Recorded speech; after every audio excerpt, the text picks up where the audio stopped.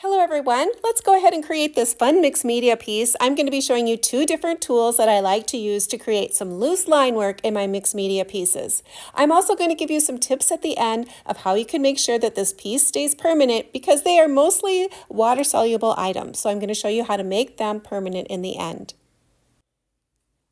The paper I'm using for this project is a new paper I've been using. It's called Canson Mixed Media Rough Paper. It's 114 pounds and I'm really liking this for mixed media. The paper has a smooth texture. It's not bumpy like the watercolor paper I normally use, but it's a little thicker than your regular mixed media paper. I'm really liking this particular pad to create mixed media on, and I can highly recommend it.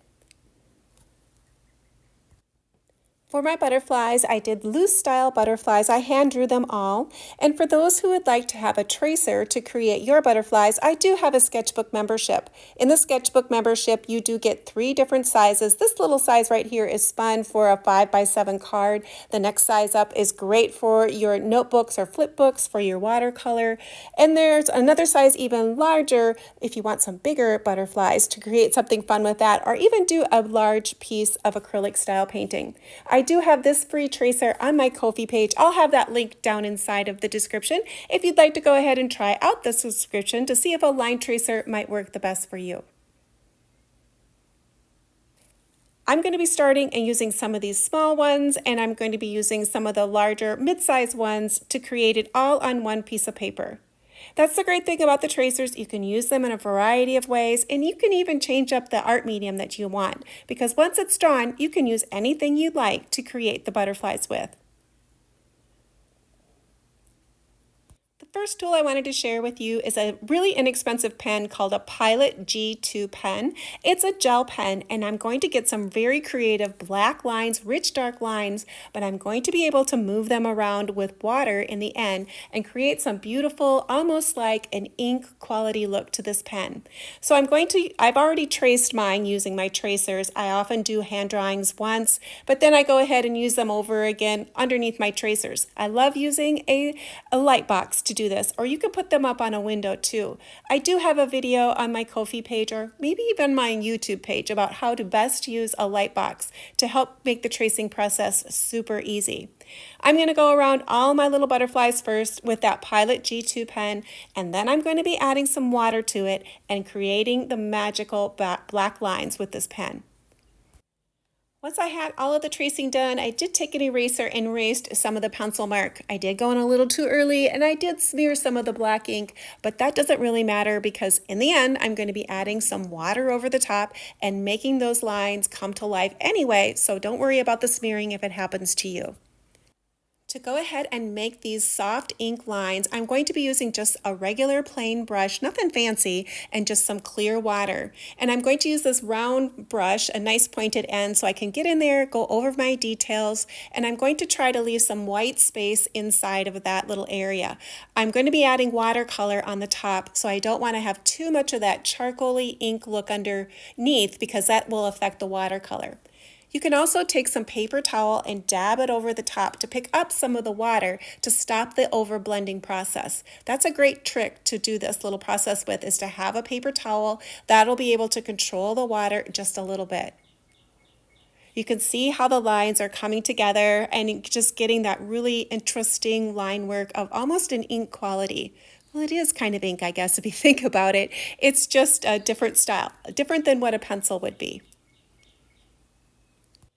Once I had all of the dark line work done, I did take my heat tool and dry my paper, kind of to heat set it just a little bit. And now I'm going to be using some watercolor on top.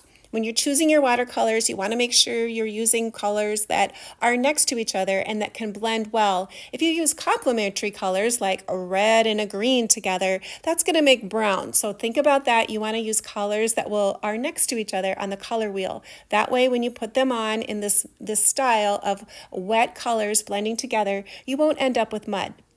I'm going to start with some purple here, and I'm going to add it just like I basically do watercolor. This color is probably going to dry just a little bit lighter because watercolor usually does. This paper, the mixed media rough paper, can hold lot more water than what like a copy paper or your standard mixed media paper can, but it won't hold as much as, say, a watercolor paper. But you can still add quite a bit of water on this. Now I'm using this orange, but I'm not worrying about it traveling up into my purples and my blues and making just brown because I've gone down far enough and I know my color won't travel up into there because there's a dry paper in between my colors. So that's something to keep in mind when you're using watercolor. It always wants to travel where the paper is wet. So if you're going to add these opposite colors on the color wheel, like my purple and my oranges, I wouldn't want those to blend together too much because they're going to make brown. On this next butterfly, I'm going to be using some of that bright tree green color and a little bit of the hooker's green to go ahead and paint in the leaf color. I really love, this is probably my most favorite butterfly, how it turned out. I love the little bit of the greens and the pinks and the extra bit of white that was inside of there. You can color these in like a color book style where you would do each individual piece a color, but I really do like how the color, the blending of it by adding a variety of colors in there and creating that very loose watercolor style. We're going to be adding some more techniques on top of there, so I'll show you the next tool that I like to use when creating this interesting line work on this mixed media pieces. This is the next tool I wanted to share with you. This little bottle with these metal tips on them make great little line detail tools. I buy them on Amazon and I mix some of the white paint inside of there. It's mostly paint with just some water. If you get it too thin, your lettering or your details are just going to flatten out way too much. But just the right amount of paint and water, you're going to have more of a raised detail. And the metal, I'm showing you here about that much of the paint. It's mostly about 3/4 paint and the top fourth might be water. This is a great tool with that pointy end to be able to do some non-legible script type writing. I always say you can always practice a little bit off to the side first before you do it over top of your piece. But I'm just thinking of some poems in my head or word in my head, and I'm just creating a scribbly script writing with it. Some of the letters you'll be able to see partial words. It's just a wonderful way to add a creative background. I do this type of script writing in many different ways, and this little bottle with the metal tip works great. You don't want to squeeze too hard when you're doing it. It's just a gentle pressure. So practice that pressure off onto the side before you were to do it over your piece. Another way you can use it is just to do some light line work over the top and scribble in some of the areas that you've already done in the watercolor over top of some of your line work. You can add additional circles or patterns inside of your piece. Having that small little tip and that fluid paint inside makes for some interesting details on these mixed media pieces.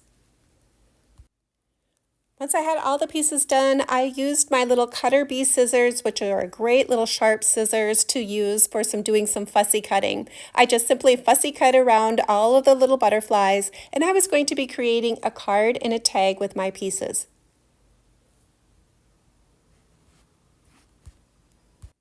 I was going to be using a square card I already had, and then I folded the edges into the middle to create a different shape for a square that I already had. And I added some glue to the back, and I took some simple school paper and glued it inside to cover up that crease because it was a square card, but I wanted to change the shape slightly so that I could put my butterfly on the top and create a card of opening with a butterfly. I'm using one of the small ones on the inside. I didn't think the two would fit, but you could use whatever you wanted in there. So this is when I'm going to take my large butterfly and cut it down the middle. And then I'm going to glue one side of each of the butterfly on the fold. So that's why I refolded the square to make it open like this.